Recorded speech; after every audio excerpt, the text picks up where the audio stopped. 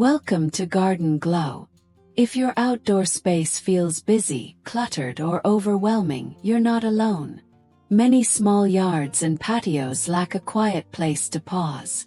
But with a simple, intentional approach, even one unused corner can transform into a peaceful Zen retreat. You don't need elaborate features, just balance, texture, and thoughtful design. Begin by focusing on layout and depth. Define your space with gravel or small stones, keeping the lines clean and purposeful. Use stepping stones to guide the eye and create gentle movement. Vertical bamboo or slim wooden panels can add height without crowding the space. Soft, warm lighting in the evening enhances shadows and textures, bringing calm dimension to even the smallest corner. When selecting plants and furnishings, choose restraint over abundance.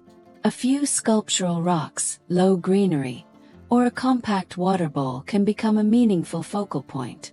Neutral tones, whites, soft grays, warm beiges, create a timeless 2026 aesthetic. Keep surfaces open and uncluttered so the mind can rest as easily as the body. Your oasis awaits in the quietest corner of your garden.